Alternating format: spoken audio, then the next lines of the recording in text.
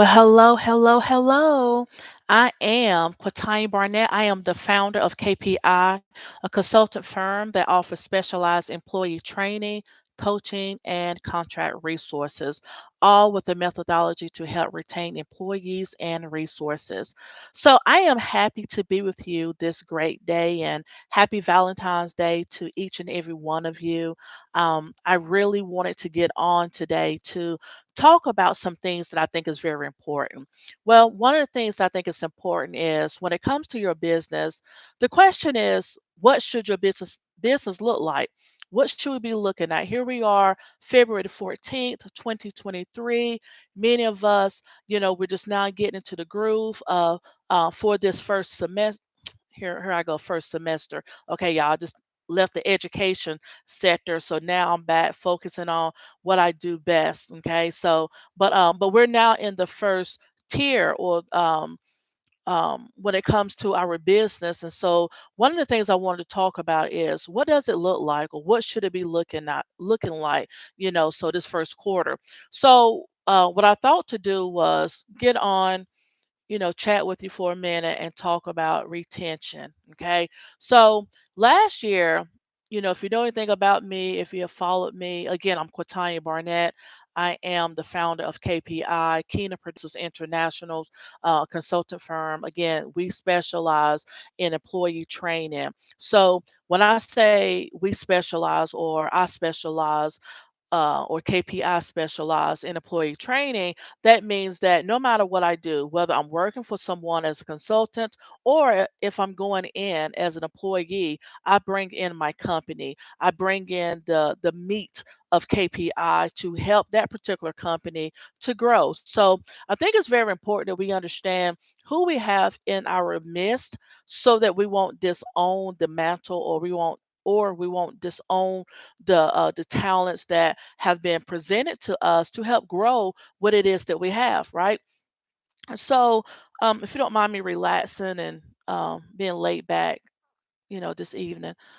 But yeah, so we want to talk about retention. What is retention? What does retention look like? So when you think of retention, basically what you're saying is, what do I have to do in order to keep the people that I have? Now, again, if you know anything about me, or have heard of me, far as what I do, and I do a lot of things, okay?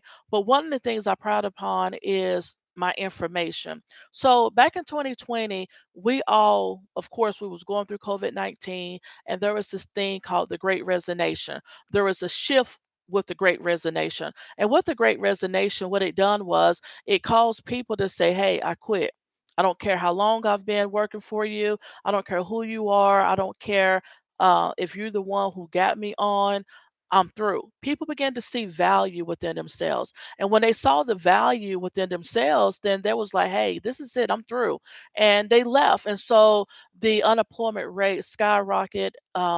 People started their own business and things just the economy took a shift. Okay, so now we're bouncing back. And I went on the DOL website today, the Department of Labor, and I wanted to see where did we stand when it came to the unemployment. So we're still high, especially as African American women, African American men, the Hispanic population is still high. The age sector, let me see, do I have my notes? The age sector, for example, um, women who are black, ages 20 to 24, the unemployment rate is at 19.1%. 25 through 30, 25 through 54 is 9.7. 55 through 64 is 8.5.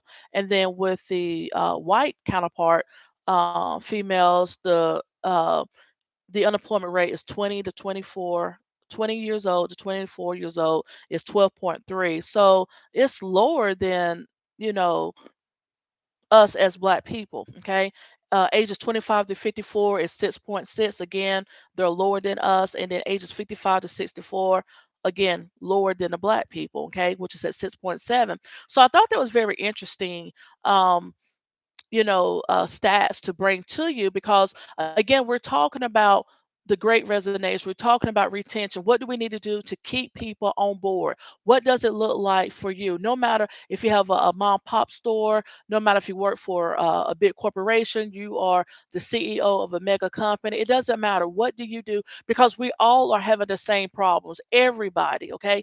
Everybody is having the same problem, and that's holding on to good help or resources. And resources could come in the realm of monies and people, good talent. And the problem that I'm seeing is that people are letting good talent go because of what we discussed earlier, facts versus feelings, your feelings. Don't allow your feelings to get away or to get in the way with facts, okay? What can that person bring to the table? What does that person have that can help produce something great and mighty in your industry? All right. So, again, um, when we talk about retention, we're talking about, again, what can we do to hold on to the people that we have? All right. So I've structured and designed a culture where my employees, they don't want to leave to go to another competitor. Why? Because they know, hey, working for KPI or working for Q in whatever capacity that is in, it's good for them. Not only good for them financially, but you want it to be good for them socially, emotionally, psychologically. You don't want people going to work feeling like, oh, I hate coming in here. Sitting in the car and praying about 30 minutes before they walk in, or drinking 2 cups of coffee before they walk in. You don't want it to be like that. You want a person or your employees to be able to come in, go into work feeling good about what they are bringing to the table. Now, I'm going to do another teaching, another session about the manager's responsibility, because and I think this is why it's so hard for me to work for other people. And I'm just going to be honest. It's because of what has been given to me. And when God has given you certain tools and God has gifted you a certain way, when you see that things are not lining up in the things of God or the things of the kingdom, and when you see that things are not lining up, that's going to bring great reward, you don't want to be associated with it. You really don't, because it takes not only a team, but it truly takes a strategic mind to bring everybody together. And so, with this, and far as me birthing out my company back in 2009, I did with a purpose. And even though I'm not going to lie, there's times to where I'll be like, oh, what do I do? It can be challenging. It's challenging because you're going into another company and telling them how they can improve. And some people don't want to improve. Some people think, hey, I got it all together. I got it fixed. So what if we lost 2 people or 3 people? Or so what? We've lost 15 people. Or so what if this department has the highest turnover? No, that cannot be the mindset or the attitude. Not if you want to continue to be the top in your industry. Now, I know that we're settling and we're just bringing in people because we need to fill in those spaces, but you cannot just bring in people to fill in spaces. You have to bring in, and now get this, I'm not just saying just qualified people due to their education, but I'm talking about talents. Do people have the talents? What is their background? What have they been through? What can they bring to the table that's going to help benefit you? So, what do you do? How do we keep people from leaving? What are you doing to motivate them? How are you getting people to stay? Or are you just saying, well, bye, there go the door. We'll find somebody. Okay, yeah, you may find somebody, but are you going to find a person on that level, right? Are you going to find a person? What are you going to do or how are you going to stop people from quitting, right? What are we going to do as managers, as leaders, as corporate leaders, as executives? What are we going to do? What's in play? Now, here in the state of North Carolina, the minimum wage is still $7.25. And I went back to the DOL to verify that, but I don't know any company in this area that is still, you know, paying people at $7.25. Why? Because of the Great Resignation. People know, hey, I'm more I'm more than $7.25. You know, maybe back in the 70s, yeah. But listen, we in 2023. Things have totally changed. No one can survive, not even a teenager can survive off of $7.25. So what has happened is people are, or organizations, companies, there are what they went ahead and said, hey, we got to be competitive. We got to raise our wages. Now, it used to be a time to where there were a certain organization that was very popular and people went there because of the monies. Well, they're not so popular now because other companies are saying, hey, we got to get this money out. But this is the thing. It's not just about the money. It's about how you treat your employees. It's about what you bring into the table. It's about how you're feeding them. It's the reciprocity. Yes, you can say, well, they're getting a check, right? But think about it. They can go get a check somewhere else and still feel good about what they do, right? So I want to share something real quickly. According to the DOL, Department of Labor, it said that the hospitality industry is traditionally one of the fastest growing industries in the United States and a place where many workers find their first job, right? However, we are seeing more and more signs being placed out in front of their business because some people are saying, I quit. Okay. And then there are some people who are working in those industries and they really don't have the gift of hospitality. They're not clean, they're mean, they're not patient, they're not inviting, you know. And then what does that do to you as a company? It lower your scale. There's no revenue. Not like it could be if you have somebody who have great hospitality, you know. So what is the problem? The problem is we're not strategically planning for a better future. Yes, COVID has hit all of us. Not only am I a leader in the corporate world or in the marketplace, but I'm also a leader in the Christian sector. As a leader, as a pastor, I can say we see it. The churches, we are seeing it. We are still being affected by it. But we can no longer use COVID as a reason why we're not producing. So the next thing, what are we looking at? Are we looking at people far as what they're not bringing to the table, or are we allowing ourselves to look at ourselves? Are we looking from within?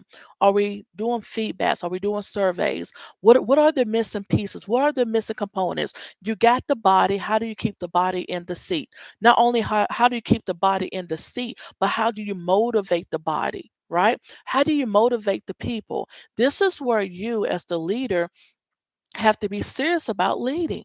You have to say, listen, I want to keep you. What can I do? Again, it's not about adding more value to that paycheck. It's not about adding more dollar signs or zeros. Now, don't get me wrong. Do we want it? Most definitely. But people want to be appreciated. They want to feel appreciated. They want to feel like, hey, when I come in and I do my job, will you thank me? Or will you say that Thursday is going to be enough? Or bi-weekly is going to be enough? Or monthly is going to be enough? What are you saying? Right?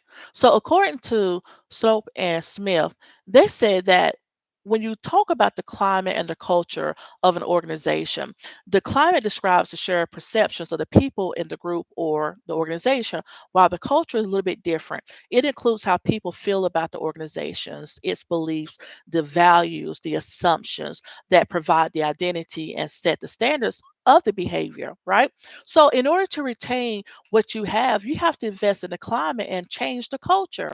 Now, I've done a session back in the summer of last year about climate and culture, and one of the things that I want to disagree with. Some people say, well, it takes about 5 years to change the culture. It doesn't. It doesn't, especially if there's a high turnover rate. It's going to be impossible to change the culture. But what could you start out with? You can start out with the climate. What is the climate like? What does it feel like when people come in and they do interviews? What is their perception of the people who are working for you? What are their perception of you? I tell people when I do interviews or when I work for organizations and I go to an interview, not only am I being interviewed, but I also interview the organization. And sometimes people think because you're sitting at that table and you in that chair and you have your portfolio that you are desperate for a job. That's not the case anymore. That is not the case. When you learn your value and you learn your worth, you are the one to determine whether or not I want to sit with you. I want to continue to sit with you.